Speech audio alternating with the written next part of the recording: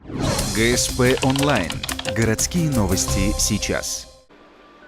Ровно по старой поговорке про подготовку саней муниципалитет начал готовиться к зимнему отопительному сезону.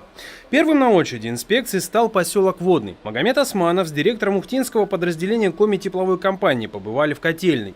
История с этим объектом тянется не один год. Ситуация с частными собственниками, проекты по строительству новой модульной котельной бывала в общем разная.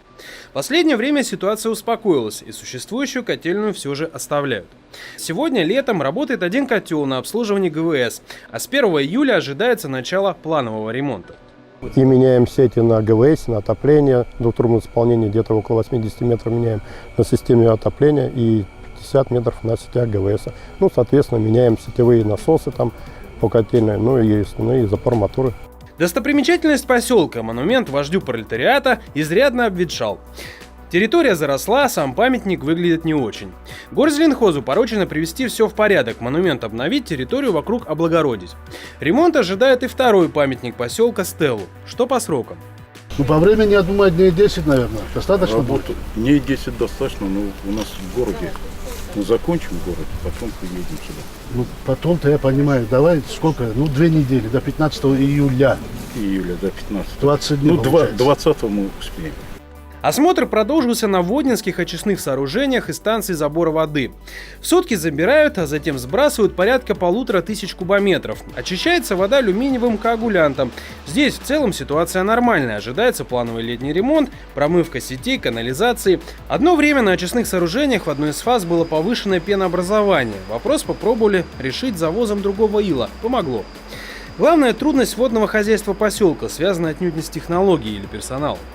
Мы почти с колес работаем по коагулянту.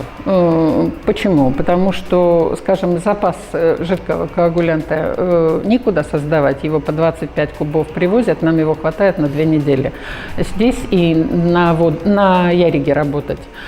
Соответственно, в этом проблема. Сейчас у нас заблокировали счет налоговые по итогам 2-го квартала, и, соответственно, мы менжуемся. Хватит нам, успеем, не. Вот это проблема, как говорится. Из посещенных объектов наиболее затратным в плане финансовых вливаний является котельная. Однако здесь в Ухте этот вопрос не решить, необходимы резолюции Сыктывкара. Найти бюджет на ремонт мэр планирует в столице. Я завтра буду в Сыктывкаре на правительстве. Этот вопрос я подниму.